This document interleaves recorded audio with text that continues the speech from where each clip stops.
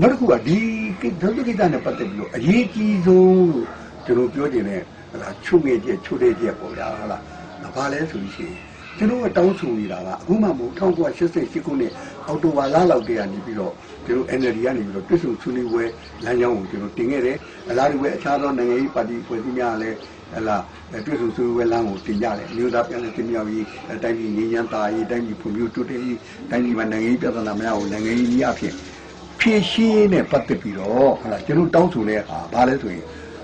သဘောပိုင်းမှာတွေ့ဆိုပြီပဲနိုင်ငံရေးကိုနိုင်ငံရေးနည်းအဖြစ်ဖြည့်ရှင်းဖို့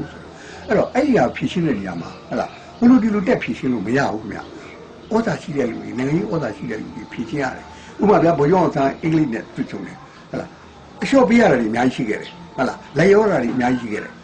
ဘိုးကျောင်းအောင်ဆန်းစစ်တပ်နဲ့ပတ်သက်ပြီးတော့ဟလာဘယ်လိုစစ်တပ်ဘယ်လိုဖွဲ့စည်းမယ်ဆိုတာတီဟိုက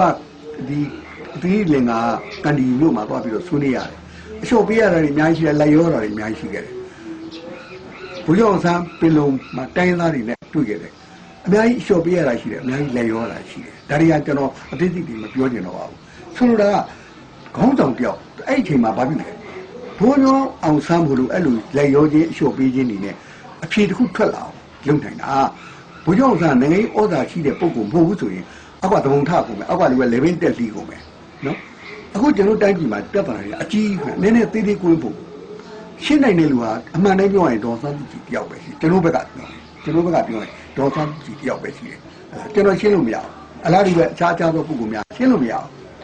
ဘူးဘယ်လိုမှလက်မခံဘူးတို့လူချင်းတောင်းဆိုပြီးတော့လုပ်နိုင်ကျွန်တော်လူချင်းလည်းရကြမှာရမှာပေါ့ဟုတ်လားပြဿနာပြည်လေဖို့ဆိုတာကိုလူချင်းသားကြီးပဲရတာနဲ့ပြည်လေတာမဟုတ်ဘူးကိုကပေးတင်တာပြန်ပေးရတယ်အဲ့ကိုပေးတာကြတဲ့ခါကျဘယ်လိုမှလက်မခံဘူးဩဇာမရှိ